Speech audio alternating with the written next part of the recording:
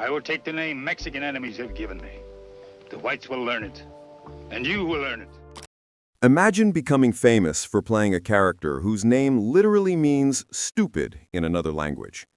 Imagine smiling for the cameras while knowing you're getting paid half of what your white co-star makes. Imagine a director getting so angry at you on set that other people have to physically hold him back from attacking you. This was the reality for Jay Silverheels, the first Native American actor to play a Native American character on television.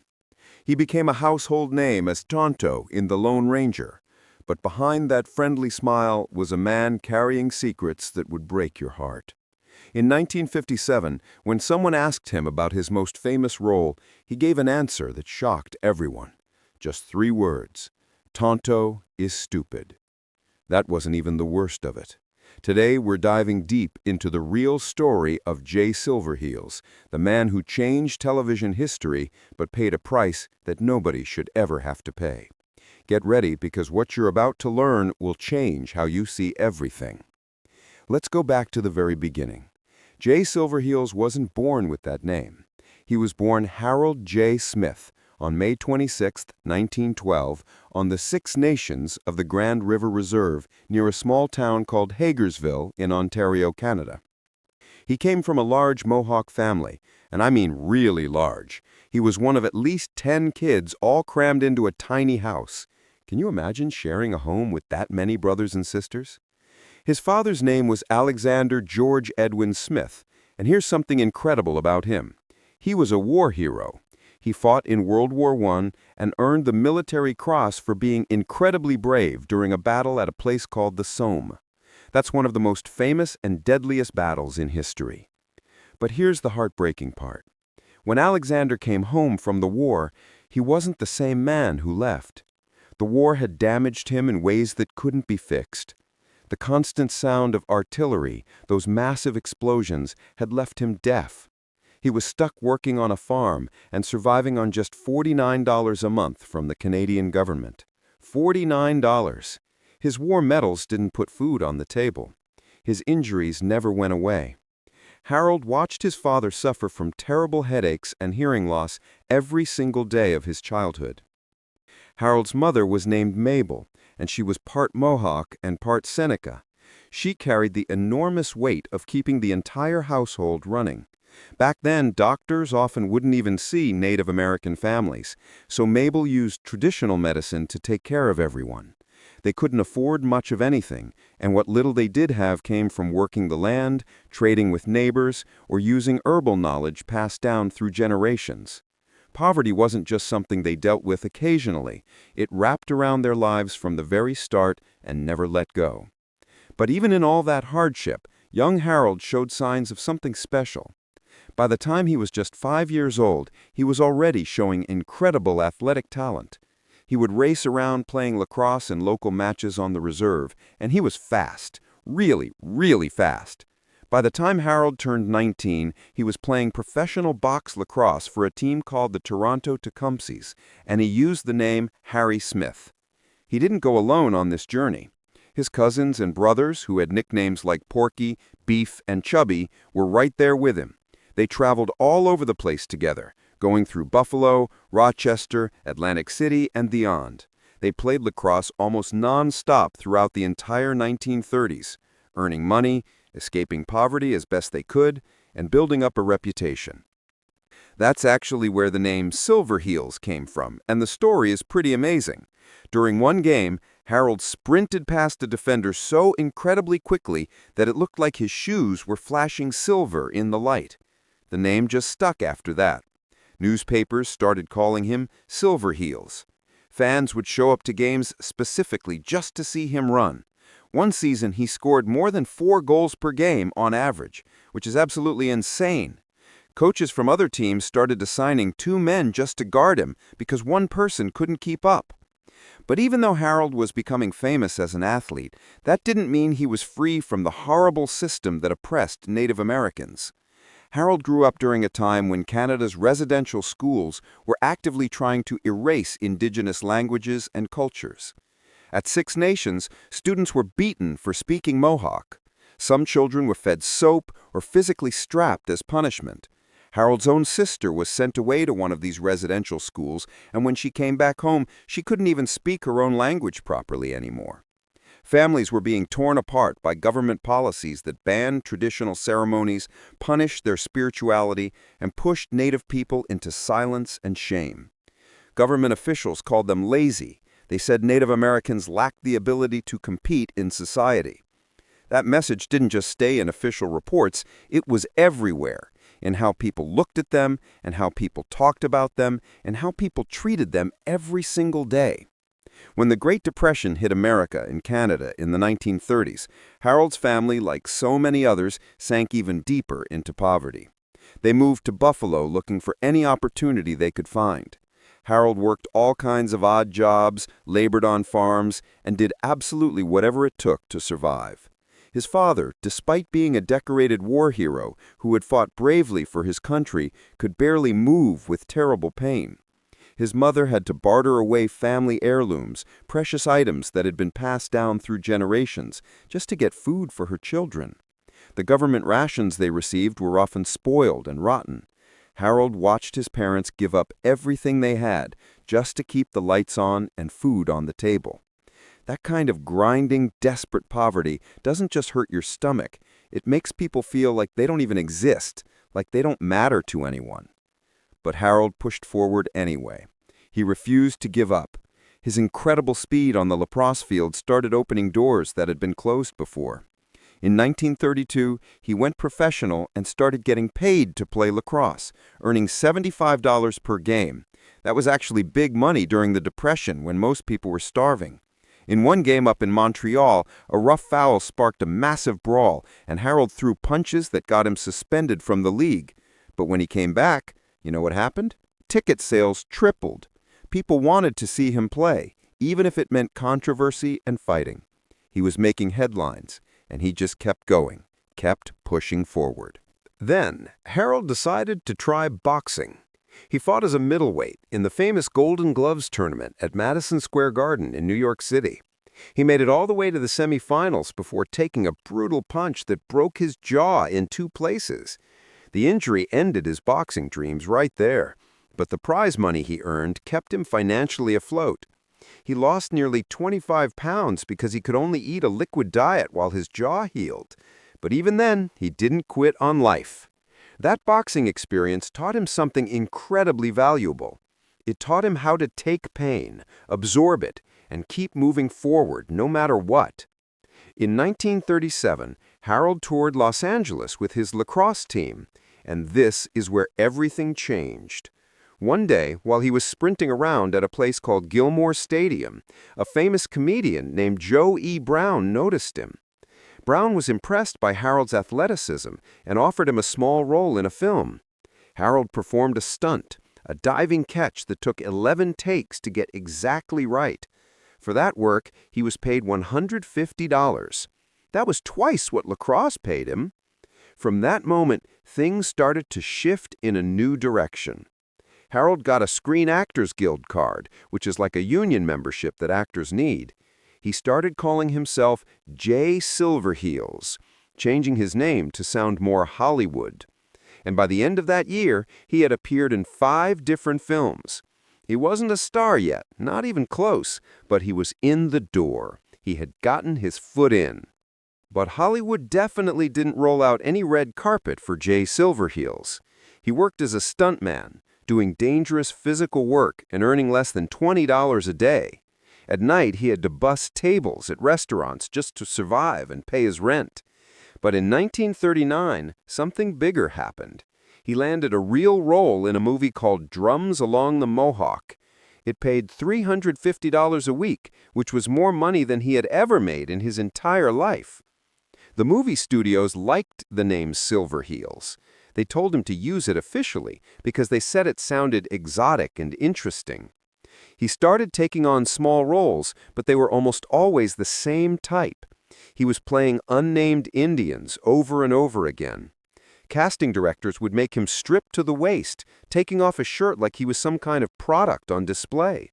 They were judging his body more than his actual acting ability. It was humiliating and dehumanizing. But still, Jay showed up to every audition. He learned his lines. He kept getting work, even if that work was degrading. In 1941, he finally got a speaking role where he actually had dialogue. By that point, he had been in more than 15 films, and he was usually uncredited, meaning his name didn't even appear in the credits. He was playing characters like Indian Scout or Warrior Number 2. But Jay never gave up on improving himself. A friend told him, "If you can read Shakespeare, you can read anything." At first, Jay didn't think Shakespeare was for someone like him, but he studied it anyway. He learned it. He made himself better. Jay served in World War II, though the historical records about his service are pretty thin and unclear. In 1945, when he returned to Hollywood after the war, he officially changed his name to Jay Silverheels. But the film industry hadn't changed at all while he was gone. Native American actors were still being pushed aside so that white actors could wear dark makeup and play native roles instead. There were very few roles available for real native actors, and the ones that did exist were usually insulting stereotypes. In 1946, Jay auditioned for a movie called Captain from Castile. He was so poor that he actually starved himself so his only suit would fit properly for the audition. The director made him take off his shirt just like always. It was humiliating, but he got the part. The film ended up being a financial flop, but at least Jay had a job and a paycheck. Still, even when he had actual lines to speak, he often stayed uncredited in the film's official records.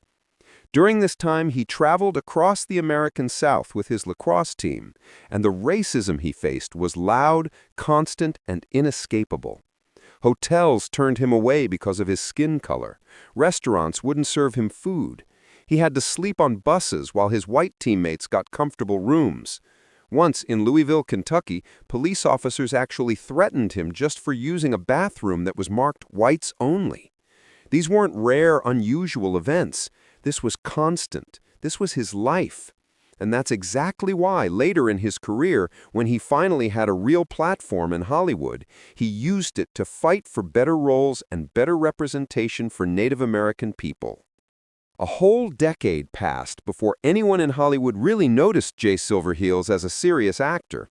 That changed in 1948 when a famous director named John Huston cast him in a movie called Key Largo, alongside huge stars like Humphrey Bogart and Lauren Bacall. Jay played a character named Tom Osceola, a Seminole fugitive. Finally, he had a credited role in a major studio film from a big company. They shot the movie on the Warner Brothers backlot in Burbank, California for 78 days. They built Florida settings in a controlled environment to keep costs low. But for Jay, this movie meant something much more important. It meant climbing out of the shadows. He was no longer just another nameless face lost in the credits. 2 years later, in 1950, Jay was cast in a Western called Broken Arrow, a film that claimed to be progressive and fair to Native Americans, but still couldn't quite let go of old racist habits. Jay played Geronimo, which was a strong and powerful role, but he wasn't the lead character.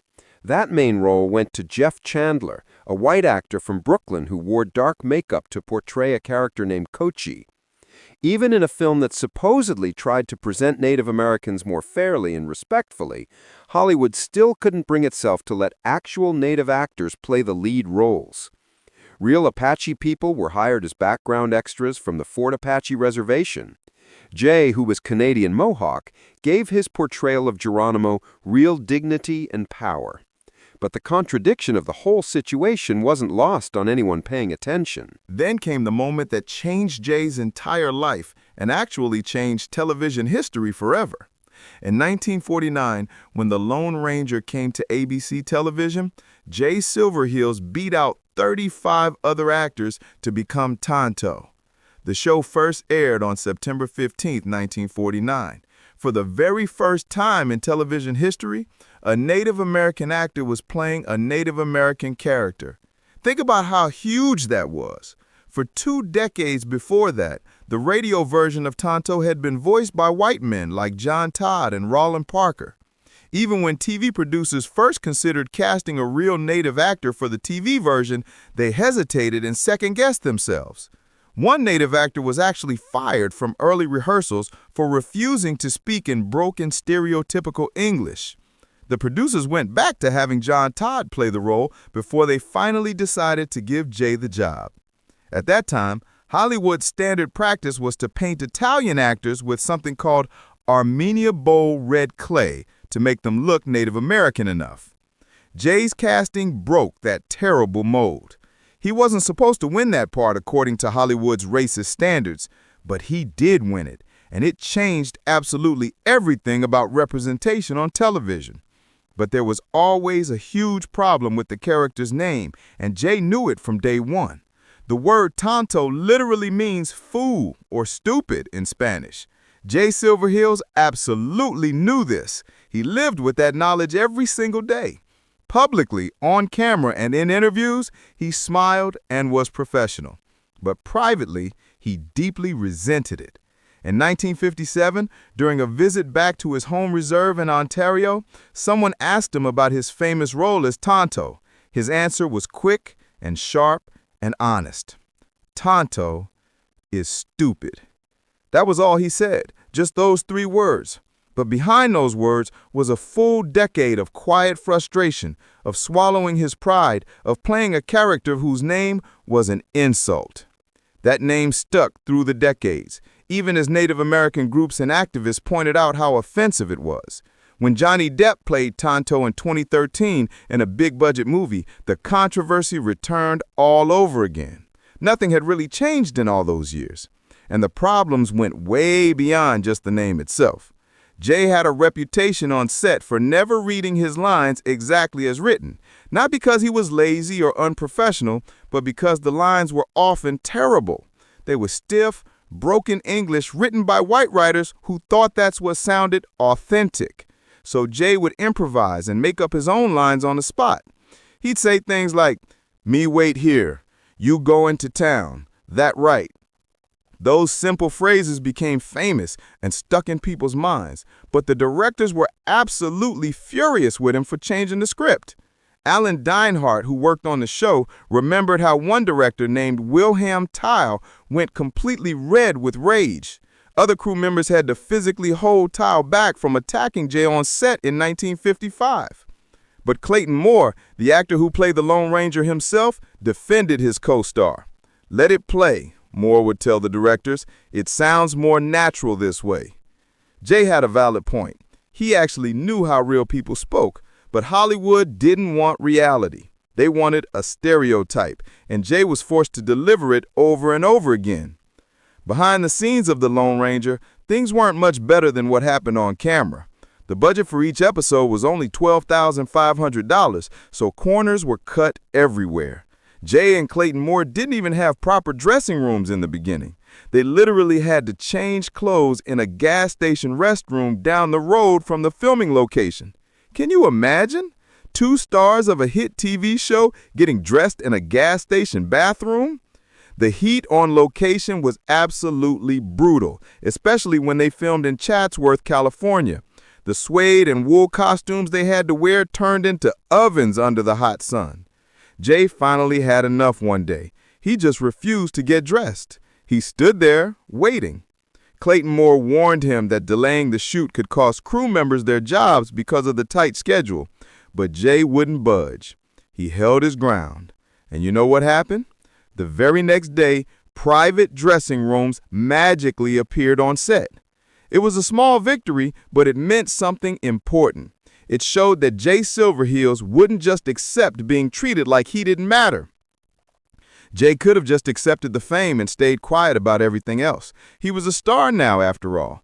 The Lone Ranger was one of the top shows on television. It ranked number 7 in the Nielsen ratings for the 1950 to 51 season and stayed in the top 30 shows for years after that.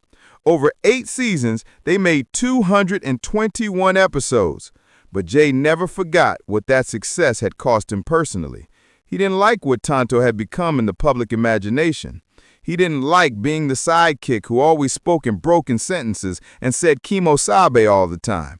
He was fluent in English. He was articulate and sharp and intelligent. but the show refused to let him be those things on screen.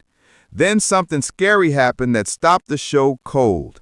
In 1955, during a fight scene rehearsal, a stuntman accidentally fell onto Jay. Clayton Moore noticed that something was wrong. Jay was walking strangely. Moore followed him to his trailer and found Jay clutching his chest in pain. He was having a heart attack. Despite being a professional athlete, a lacrosse champion, and a Golden Gloves boxer who had been in incredible shape his whole life, Jay was also a heavy smoker. That caught up with him. He missed 8 full weeks of filming while recovering. During that time, the writers introduced a new character named Dan Reed to fill the gap that Tonto left. The writers explained Tonto's absence by saying he was in Washington, D.C., meeting the Great White Father, which was a phrase used for the president. That one line said more about how Hollywood viewed Native Americans than the writers probably realized. At home, away from the cameras and the fame, Jay was just Harold Smith. He had married a woman named Mary DeMora in 1945, and they had 4 children together: Jay Jr., Marilyn, Pamela, and Karen. From his first marriage to a woman named Bobby Smith, he had 2 more children, Steve and Gail. Jay would joke about his family's mixed heritage. On The Tonight Show one time, he said he married an Italian woman to get back at Christopher Columbus for discovering America. He called their kids Indelians, a mix of Indian and Italian. The joke was funny on the surface, but it hid something much deeper. Jay's grandfather had been a Mohawk chief. He grew up on the Six Nations Reserve in Ontario. Hollywood's version of what an Indian was supposed to be was a million miles away from the truth Jay carried with him every single day of his life. In 1953, Jay took on the role of Satanta, a Kiowa chief, in a film called War Arrow. It wasn't a lead role, but it put him on screen alongside big Hollywood names like Maureen O'Hara and Jeff Chandler. Filming stretched from early March through April, and they shot across Arizona in places like Nogales and at Sonoita's Empire Ranch, plus a few scenes in California's Bagora area. What started out as a solid action western ended up being trimmed down by the director, George Sherman. He took out several exciting action sequences and replaced them with talkie scenes that explained the action instead of showing it. Even the studio admitted later that this decision made the film weaker. Still, the movie had strong stunt scenes and was shot in beautiful Technicolor. Maureen O'Hara would later say that Chandler was nice to work with, but didn't impress her much as an actor. Silverheels' character stood on the opposite side of the central conflict, which was a reminder of how native roles were usually positioned in Hollywood films. Just outside the main focus, but still present enough to fill a stereotype. The following year, in 1954, Jay played another supporting role in Drums Across the River. This time, he played a character named Taos in a western directed by Nathan Duran and starring Audie Murphy, who was a real-life World War II hero. The movie was shot in Technicolor in some of California's most scenic spots, including Barton Flats and Red Rock Canyon. Murphy played a young man trying to stop a war with the Ute tribe while being falsely accused of a crime he didn't commit. Jay's role wasn't just background decoration. His character represented the native voice in a story about land disputes and rising tensions. The film had intense horseback riding scenes, fights, and what one critic called a leap of death stunt that really stood out. These kinds of physical scenes came naturally to Jay, who had once been a professional lacrosse player and boxer. The production cost around $1 million, which was considered a big budget at the time. After the Lone Ranger TV series wrapped up filming in 1956 and stopped airing new episodes by 1957, Jay returned as Tonto one more time in 2 theatrical movies released in cinemas. First came The Lone Ranger in 1956, and then The Lone Ranger and the Lost City of Gold in 1958. The second film was 81 minutes long and shot in Eastman color by United Artists. He acted alongside Clayton Moore once again. The film did fine financially. It wasn't a massive hit, but it wasn't a flop either. But what really hit Jay hard was what came after these movies. The role of Tonto had made him famous all over America and even around the world, but it also boxed him into a tiny corner. From that point forward, almost everything he got offered were similar Native American roles, and they were often thin, one-dimensional, and stereotyped. It was the kind of typecasting that slowly dried up his career options. In the 1960s, he kept showing up in westerns and TV guest spots on shows like Wagon Train, Wanted, Dead or Alive, Rawhide, Laramie, Daniel Boone, and The Virginian. But almost always he was playing the same kind of character over and over. Even when Jay delivered solid professional performances, he rarely got the recognition or variety of roles that he truly deserved. He appeared on Daniel Boone 3 different times between 1964 and 1965, playing roles that barely gave him any meaningful dialogue at all. Here's something that will probably make you angry. While filming The Lone Ranger, Jay earned about $100,000 per season. If you adjust that for inflation, that would be around $850,000 in today's money. That sounds like a lot, right? But here's the crushing part. That was still only half of what Clayton Moore was making. Half! For doing the same amount of work, for being just as important to the show's success, Jay was paid exactly half. That pay gap followed him through most of his entire career. He was never paid equally for equal work. As the 1960s moved forward, the Native American rights movement started gaining steam, and with it came criticism, but not from Hollywood executives or white people. The criticism came from within Native communities themselves. Activists started calling out how characters like Tonto reinforced old harmful stereotypes. One scholar called Tonto an Indian Steppenfetchit, comparing him to a racist black stereotype from old movies. Russell Means, who was a leader of the American Indian movement, actually used Tonto as an insult in the same way that Uncle Tom was used as an insult in black communities. Jay Silverheels found himself caught between 2 impossible positions. On one side was the fame he had earned and the doors he had opened. On the other was the image that fame was built on, an image that many Native people found deeply offensive. He started to disappear from television screens, not because he wanted to retire, but because networks and studios got nervous about potential backlash from activists. Even his past success couldn't protect him from this changing cultural climate. He could barely talk anymore. On July 17, 1979, just months before his death, Jay received his star on the Hollywood Walk of Fame. It's one of those brass stars embedded in the sidewalk that tourists take pictures of. He attended the ceremony in a wheelchair, surrounded by Native American dancers performing in his honor. He could barely mumble a few words of thanks. It was a quiet, bittersweet moment for a man who had spoken so loudly through his actions throughout his entire life. On March 5, 1980, Jay Silverheels died at the age of 67 from complications of that stroke combined with pneumonia at a hospital in Calabasas, California. He was cremated, and his ashes were returned to the Six Nations Reserve in Ontario, where he had been born almost 68 years earlier. His son, Jay Silverheels Jr., picked up the family torch and pursued acting just like his father. He appeared in The Legend of the Lone Ranger in 1981, though that film was plagued by so many production problems that it became a cautionary tale in Hollywood. The lead actor's entire voice had to be dubbed over. The original Lone Ranger actor, Clayton Moore, was legally blocked from wearing the character's mask in public, which caused a huge media controversy. The film flopped so badly at the box office that its star never acted again.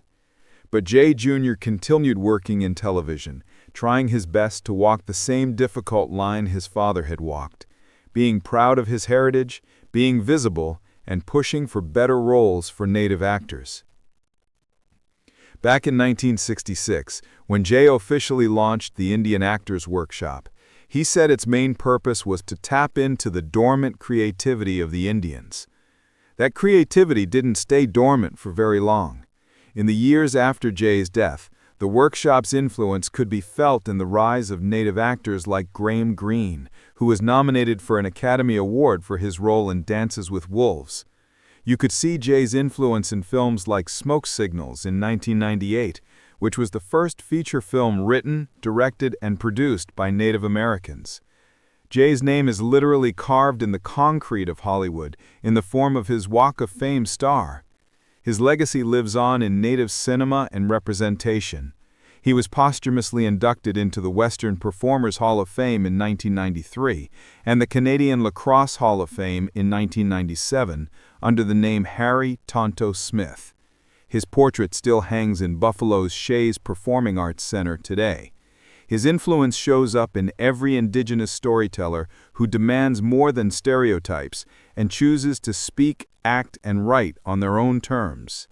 And even though Jay once said he cringed inside every single time he had to deliver Tonto's broken English lines, he never let that bitterness stop him from moving forward. On The Tonight Show in 1969, he came out dressed as Tonto, looked straight at the camera, and said with a smile, "My name is Tonto, I hail from Toronto, and I speak Esperanto." It was his way of taking control of the narrative and making fun of the whole ridiculous situation. Even when the lines weren't his own, even when he was forced to play stereotypes, Jay Silverheels always knew how to reclaim the stage and make it his own. So what's the truth about Jay Silverheels that's finally coming to light? The truth is that he was a pioneer who paid an enormous price for being first. He was the first Native American to play a Native American character on television, and that achievement opened doors that had been locked shut for generations. But he also had to smile while playing a character whose meme meant stupid. He had to accept being paid half of what his white co-star made. He had to deal with racist directors who literally tried to attack him physically. He had to speak in broken English even though he was perfectly articulate. He had to watch white actors in dark makeup steal roles that should have gone to real Native actors. And through it all, he never stopped fighting. He never stopped trying to make things better for the next generation. He created a workshop that trained Native actors. He wrote letters to presidents and executives. He used his fame to shine a light on issues that Hollywood wanted to ignore. Jay Silverheels wasn't just an actor playing a sidekick. He was a warrior fighting a battle that most people couldn't even see. He was a bridge between two worlds, trying to honor his heritage while navigating an industry that didn't respect it. He was a father, a husband, an athlete, an activist, and a man who refused to be defined by the limitations other people tried to place on him. Today, when you watch old episodes of The Lone Ranger, try to see past the costume and the broken English. Try to see the real man underneath. Try to imagine what it must have been like to smile for the camera while carrying all that pain, frustration, and knowledge. Jay Silverheels made history, but history wasn't kind to him while he was making it. He deserved better pay, better roles, better treatment, and better recognition. But he fought anyway. He pushed forward anyway. He opened doors anyway. And because of his sacrifice, Native actors today have opportunities that didn't exist before. His story isn't just about one man playing Tonto on a TV show. It's about dignity in the face of humiliation. It's about perseverance in the face of systemic racism. It's about using whatever platform you have, no matter how limited, to make things better for those who come after you. That's the truth about Jay Silverheels that's finally coming to light. And that truth is more powerful and more important than any character he ever played on screen. If this story moved you, if it made you think differently about what you see on TV, if it made you realize,